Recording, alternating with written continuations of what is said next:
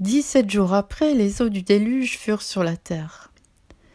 L'an 600 de la vie de Noé, le second mois, le 17e jour du mois, en ce jour-là, toutes les sources du grand abîme jaillirent et les écluses des cieux s'ouvrirent.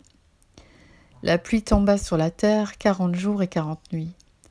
Ce même jour entrèrent dans l'arche Noé, Sem, Cham et Japheth, fils de Noé, la femme de Noé, et les 3 femmes de ses fils avec eux.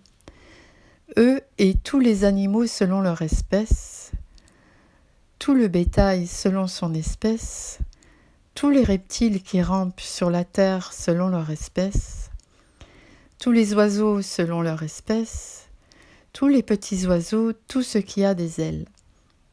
Ils entrèrent dans l'arche auprès de Noé, 2 à 2, de toute chair ayant souffle de vie.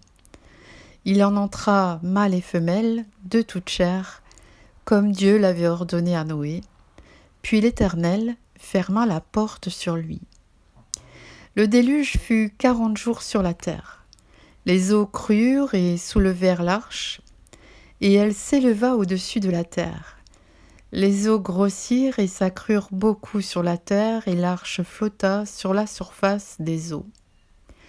Les eaux grossirent de plus en plus, et toutes les hautes montagnes qui sont sous le ciel entier furent couvertes. Les eaux s'élevèrent de 15 coudées au-dessus des montagnes qui furent couvertes.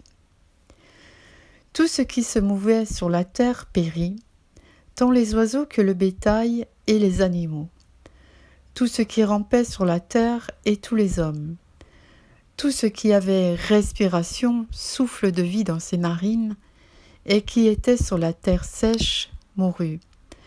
Tous les êtres qui étaient sur la face de la terre furent exterminés, depuis l'homme jusqu'au bétail, aux reptiles et aux oiseaux du ciel, ils furent exterminés de la terre. Il ne resta que Noé et ceux qui étaient avec lui dans l'arche. Les eaux furent grosses sur la terre pendant 150 jours.